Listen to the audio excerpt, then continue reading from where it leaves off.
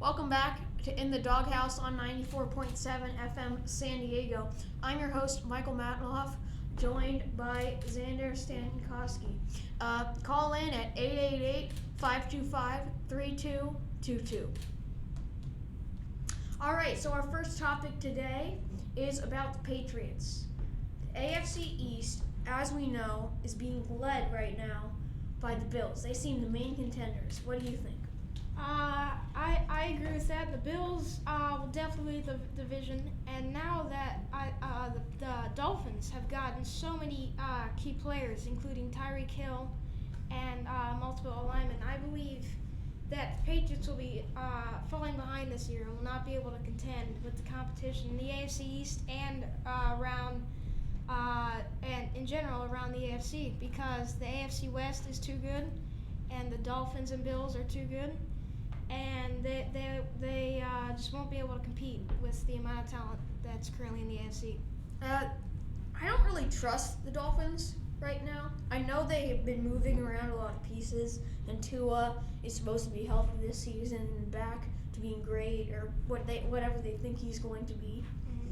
But I think that the Patriots, we've seen Mac Jones in the offseason. He's working his butt off, and we're seeing when you have a coach like Bill Belichick, he rewards that kind of work, and I think that this team is working the hardest out of all the teams in the AFC East. So I think this team has a chance, even though it doesn't have the most talent per se. I think it has the best chance maybe to upset the Bills and make the playoffs or wild card. I mean, Bill Belichick is a defensive mind. He's not an offensive guy. He probably doesn't even need a defensive coordinator on the team. He's that good. But if you think about the Patriots don't even have an offensive coordinator named, a month away from when the season's going to start.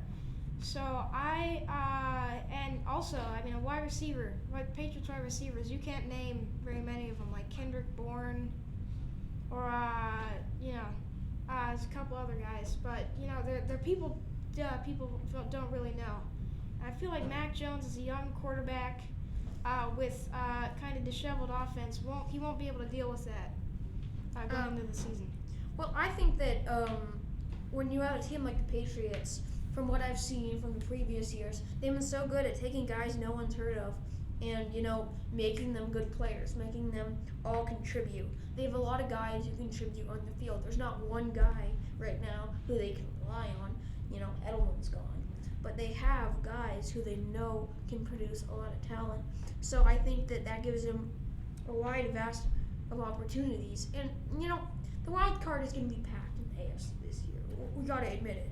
But I think that when you have a team like Belichick, I trust the Patriots because I know they can make it that far. And I know that once they make the playoffs, they can make a deep thrust because just the team's mentality. Okay.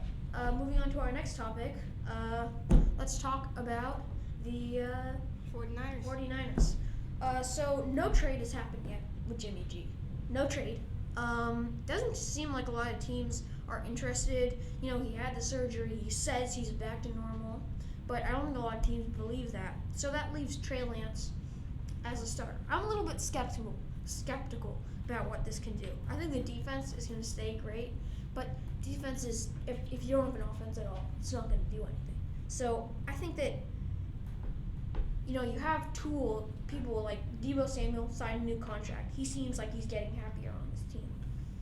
But right now, he doesn't really have a QB he can trust. So. Well, Trey Lance is turning guys, second-year rookies on the Niners, like a guy named Juwan Jennings. He's turning into a very good wide receiver for the 49ers, and along with Brandon Ayuk. I mean, these are going to be three top-tier guys this year. And Trey Lance just brings more shiftiness and craftiness to the Niners' offense, which they already had, which helped them win a lot of games to make the Super run where they eventually did lose to the Chiefs. But it really messes up defenses. It gets in their heads. Like an example of this is we saw in Week 18. Deebo Samuel, a wide receiver, was throwing a touchdown pass. I think Trey Lance just adds to that because he can run out of the pocket and pass out of the pocket, unlike Jimmy Garoppolo. And I think he will learn how to be a more accurate passer throughout the year, and he will help the Niners win more games than Jimmy G. But we've seen discontent from Jimmy G. There hasn't been that kind of mentorship quality that he's given to Trey Lance. There's kind of this sour feeling that we're seeing.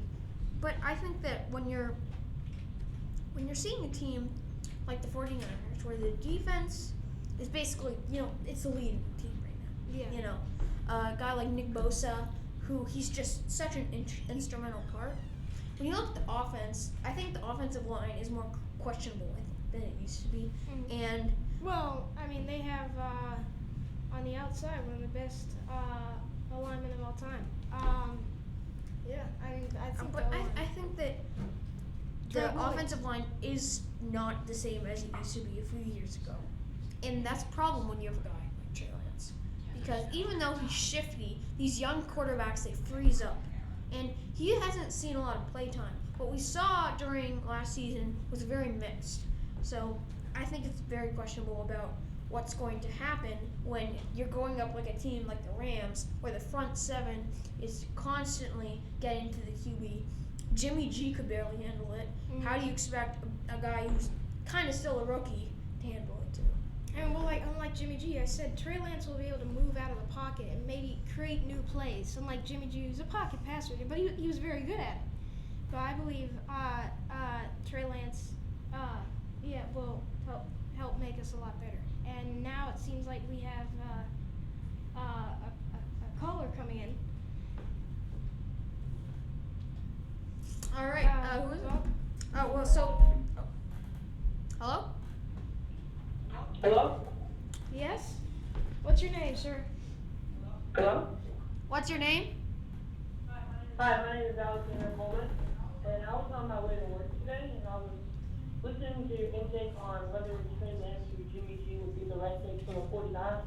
And me personally, I have to say that I agree with Dan with that.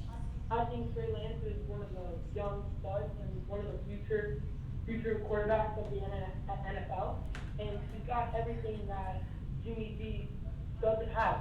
Like Dan said, he's got craftiness, he's shifty, he can move, and he can run. He is one of the new modern-day quarterbacks, unlike Jimmy G, who's been in the league for a while, and his time has been over. And I would like to know what your response and reply is to that. Well, I think that's some great points you have there. He does have a lot that Jimmy G doesn't have. I think he has a stronger arm, he has better mobility, but when you have a guy like this, in college, he played against teams that, like, a lot of QBs that are coming into NFL now were never played against because they weren't as good. You have guys like Joe Burrow. He played at LSU, and he's playing teams like Ohio State and Alabama. So these are really high caliber teams playing in college. So if you transfer over that to the NFL, the learning gap is a lot for Trey Lance. So even though there's all these guys with all this talent, transferring that into the NFL is going to be very hard to do for Trey Lance. So that's why I'm skeptical. Okay. Well, thank you, Michael. And thank you, Alexander.